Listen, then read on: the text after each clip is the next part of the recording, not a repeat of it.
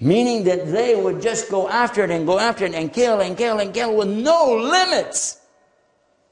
Have you heard about the battle? The feud, actually, that they had over a camel race? There was a big camel race. And the winner of the race, a certain camel, another boy is jealous, so he picks up a rock and throws it and kills the camel. So they killed the boy. So those people killed their boy, and then they started killing each other. And you know how long it went? 40 years. To the extent that people couldn't remember what the battle was about anymore. Why are we killing these people? Over a stupid camel race. Now, aren't you glad we don't have camel races anymore? Of course, we do have football. Oops. It gets pretty rough too, doesn't it? But you can see, if you put it in context, this is nothing like what the people are trying to claim Islam is saying. There's nothing like that. Especially because it has the warning marks in there. Stop if they stop. And it repeats that again, even after this thing about turning them out and everything. But still, if they stop, it's up to Allah. It's back to Allah again. Notice how many times when you're dealing with your enemies, even if it's in your house, you've got a problem with your wife, but once they stop, back off. And don't keep jamming it in their face. That's in Surah An-Nisa. It doesn't say it like that in Arabic, but I'm trying to give you the essence of what it's telling you about. For sure, the more you study Islam in Arabic, and the more you understand how these things all fit together, there's no way you'd ever let anybody convince you that there's a single thing wrong with Islam. There's a lot wrong with some Muslims, no doubt. And I'll put myself in that category. But there's nothing wrong with Islam. Islam is perfect. Because Islam describes a relationship between us and our Lord. Islam is based on those words. You've heard me say it. If you know any of our programs, I say it in every program. Islam is surrender, submission, obedience, sincerity, and peace. And when those 5 things are together, and you're having this relationship with your Lord, that's the best relationship there is. He's the boss, and you're not. And as long as we adhere to this relationship with our Lord, doing what He wants us to do on His terms, we're going to be okay. But now, how do I respond when these guys come up to me? And I'm going to leave you with this and let you think about it. It doesn't matter how they attack you. It doesn't matter what they say or how they do it. Train yourself. You can go in front of the mirror so you can do this. So that you can be like the companions of Rasulullah and how they had to respond in those early years, especially before the verses came. Because by the way, you cannot get together and get a little group and go out here and do stuff like that today. That's not Islam. It has to be under authority. We don't have authority. You cannot do that. Okay? You are being tested. And this is your test. Just as it was for many of the Sahabi. Somebody come to you and insult you. Say something bad. Like some of the things I mentioned. Or to throw another one out. How come you guys worship a black box in the desert and kiss the ground 5 times a day?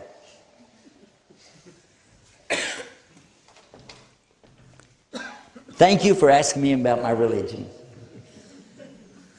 Try it. Thank you for asking me about my religion.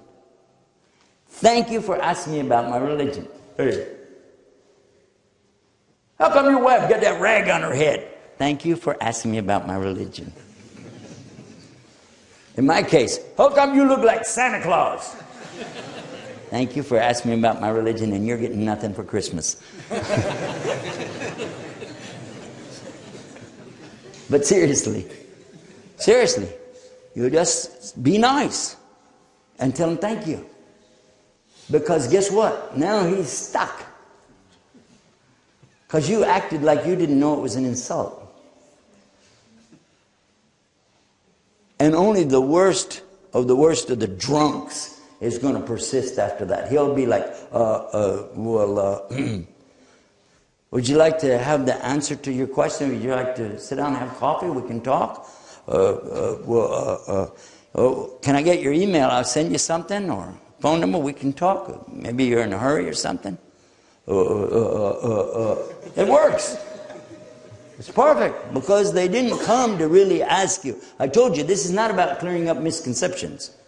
This is about the ones who came to attack. Now, some of them do it out of ignorance. There's no doubt about that, because they picked it up from people who are trying to program them to do this stuff. But some of them are exactly that.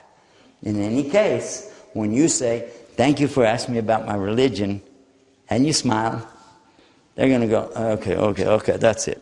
I'm out of here. And that's good. That's really good.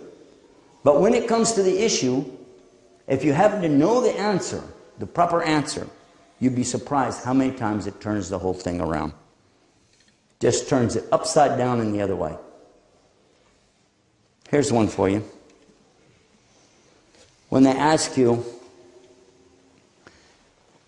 how come a man can have 4 wives, but a woman can't have 4 husbands? Thank you for asking me about my religion. In Islam, there are 2 important things. I always say this. First is the truth, meaning that I have to say the truth or I can go to hell. The second thing is the proof. Even if I make a mistake, you can find it out real easy, because everything of Islam, there's only one version. There's only one version of Quran. There's only one version of Prophet Muhammad sallallahu alaihi wasallam. It's all one. So it's real easy. If Islam teaches it or doesn't teach it, it's known. We can ask any of our scholars, it'll be the same. So we have both. Truth, proof. We have the evidence. But sometimes questions have a problem in the question, because the question is the statement with a question mark. Let me give you an example. Somebody asks you, can you answer this question, yes or no? Answer. Only 2 choices you have is say yes or no. It's about your mother. Is she out of jail yet? My mother's never been. It was a yes or no question. But my mother's never been.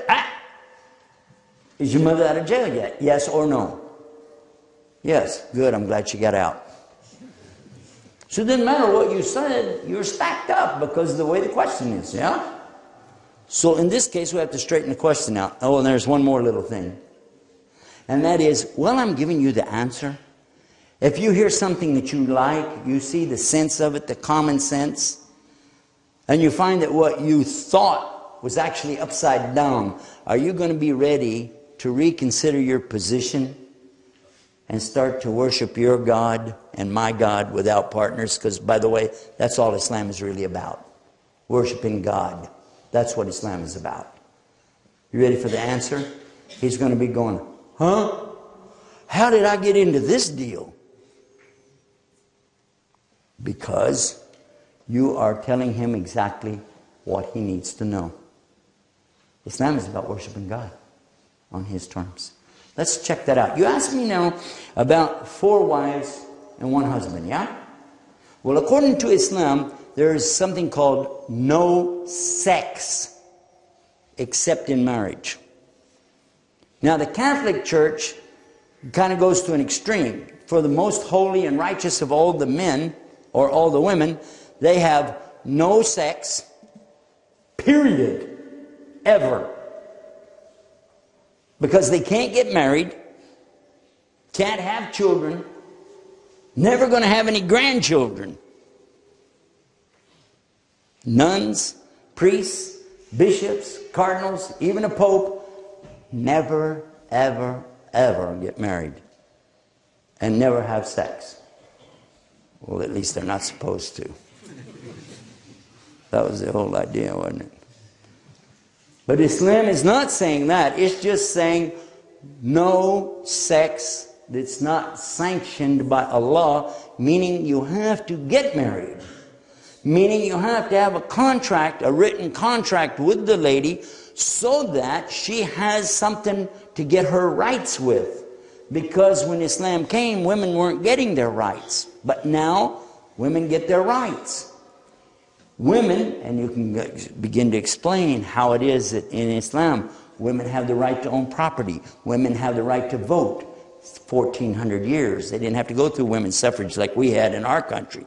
Women have the right to be women. They don't have to be men to try to get money so they can have the things they want. They can just be women and stay home, do things at home, and still get money comes to them. How? Because it's the man's responsibility to take care of them, to bring them food, to bring them clothes, to help them with education about Islam especially. All the things Islam is providing, these people don't even know about this subject. And a woman who has even any kind of property at all, whether she's very rich or not so rich, never has to give a dime to support the household.